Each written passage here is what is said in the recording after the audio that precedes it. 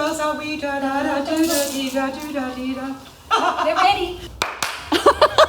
We rehearsed that.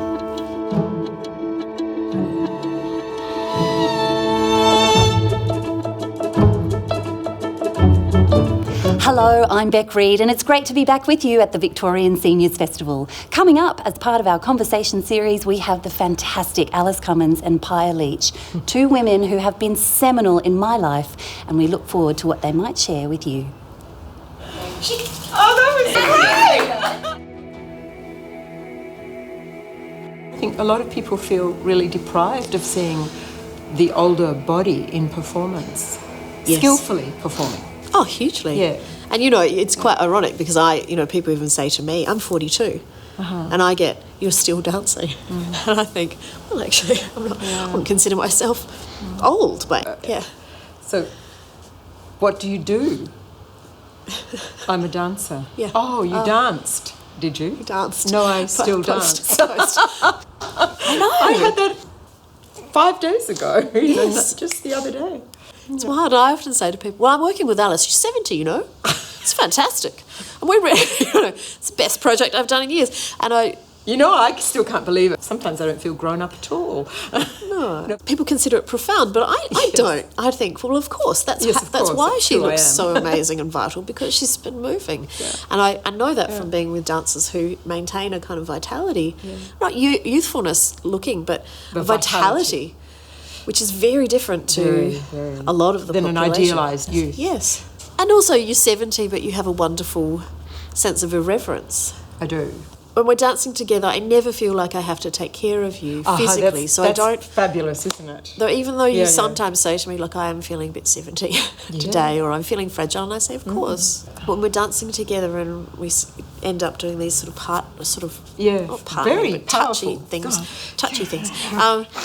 we kind of end up in these growly, weird things sometimes, and I often. And I don't even think about we have the a great fact that deal you're of 70. I'm very busy, right? in We the have thing.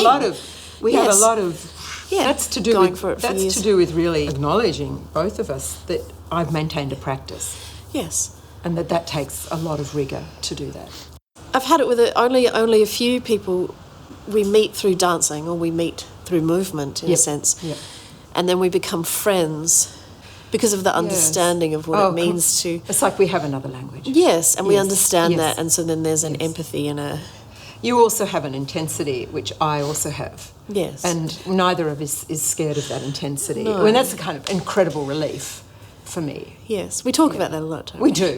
I met you as a part of the class. So, of course, I met Beck Reed as well, and I met Paul Romano. And those... It's interesting to me that the three of you are still in my life. And you've really never left my life. You sort of disappeared and did your work, but we ran across each other in London.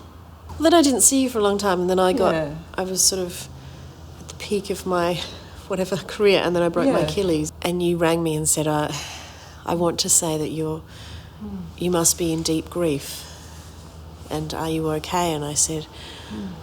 I remember saying, oh, thank you, because everyone else has already started to ask me what I'm going to do with the rest of my life now. And it only just happened. And so I was really sad that I felt like everyone had decided that was it. And you had nothing to say about that kind of thing.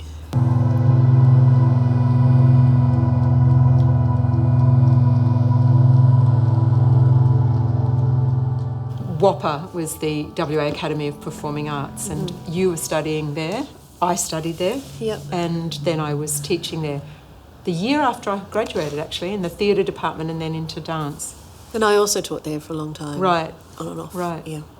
I remember saying, and I'm still moved by this, I said to you, I'm going to treat you as artists because very few other people will. And maybe that was one of the first times that I really felt the importance of older women dancers in a young dancer's life. And I think also when you only around young dancers, everyone's so sort of impenetrable and unbreakable, and certainly I was one of those, very extremely so. And suddenly you weren't. And suddenly I wasn't, and the only place I could find any refuge was in older women dancers. Because I went, They're still dancing. And we've also been broken. They've been broken. They've obviously lived lives. They've got children. And so there was a capacity to understand the grief. I think that my having children and dancing and teaching, I might have been one of the first people you knew who did that. Yes. And without realising it, I was paving the way. But it wasn't easy, I can tell you. It was, even by fellow women dancers, it was like, oh gosh, you know, she's 5 minutes late, it must be because of the children. Yes. You know, there was no compassion or sensitivity around that. At 40, you begin to realise you got to stop messing around. You better get serious. Yeah. Well, we talk a lot about what's essential. Like, who do you want to spend time with? Yeah, and artistically, how Absolutely. do you want that to be, Absolutely. and to what do you want it to be like? And we talk a lot about dance as a form of survival. Yep. For both of us. We do. Which I don't think a lot of people get, and I've always also often been called dramatic. Like, why is it a form of survival? Well, For me, I say dancing is how I make sense of the world. yes. I feel finally that I'm settling into this place of I'm in my 40s. I have done lots of dancing. I must keep going.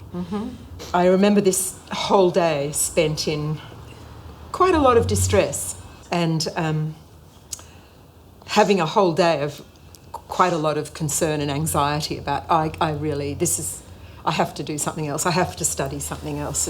I have to have a real job. I'll go and learn to be a teacher, as if I wasn't already a teacher. But, you know, then I'll have a real income.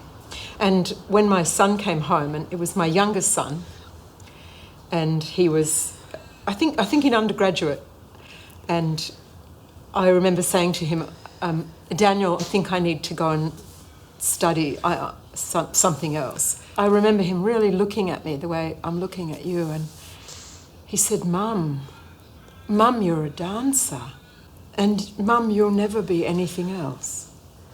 And that still touches me, hey? Yeah. I had a body that wasn't suited for dancing.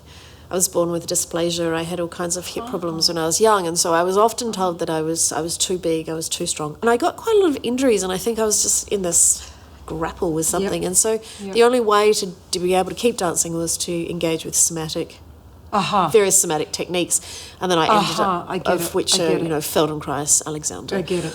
All of these things where you're really deeply trying to understand. So there's the survival narrative again. Yes. So for a long time, somatics has been my survival narrative, that and Iyengar yoga, and without those two things, and it's also about your dancing. It's also about your intellectual inquiry. Well, that's right, because it's set up a very different paradigm of learning, right? So in the institution, it's and I'd been told it's like this. You don't fit. You'll never get a job. It's so funny. And then of course I got lots of jobs. And somatics started to become this thing where I was allowed to be curious and intelligent. Yep. And I didn't have to be a subservient sort of, absolutely. Yes, no dancer, which I found really uncomfortable. I did it because that's apparently what you should do. We are different bodies. Yes. And we move with all of the generosity and guts and individuality and pleasure of that.